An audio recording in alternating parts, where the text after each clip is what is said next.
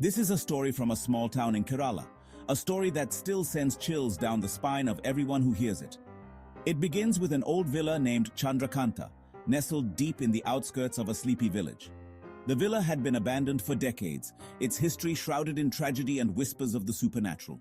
In 1993, the Joshi family bought the villa at a throwaway price.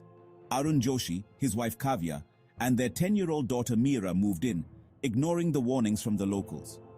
The house is cursed, they had said, a place where shadows don't just follow you, they talk to you. The first few days were uneventful, but on the seventh night, strange things began to happen. Meera woke up crying, saying a woman in a red sari had been sitting by her bed, humming an old lullaby. Kavya dismissed it as a bad dream, until the next night when she heard the lullaby too. The humming seemed to come from nowhere yet everywhere at once.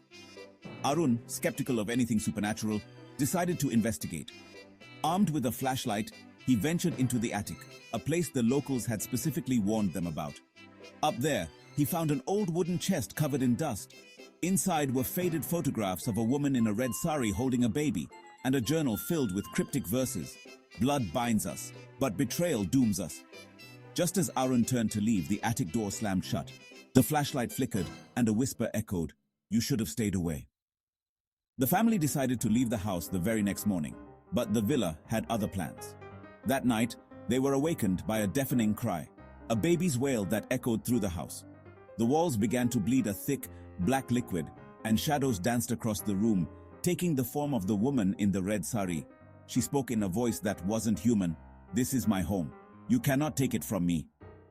Her eyes glowed a sinister red, and she pointed at Meera, who suddenly collapsed, as if something had sucked the life out of her. The Joshis barely made it out alive. They left Chandrakanta Villa that night, never to return. Meera survived, but was never the same. She would often hum the same eerie lullaby, even in her sleep. The locals say the woman in the red sari was Madhavi, the villa's original owner. She had been betrayed and murdered by her own family for money, and her restless spirit now guards the house, punishing anyone who dares enter. Chandrakanta Villa still stands to this day, abandoned and decaying. Locals claim to hear the lullaby on quiet nights, and the brave few who dared to enter never stayed long enough to tell their stories. So would you dare to visit?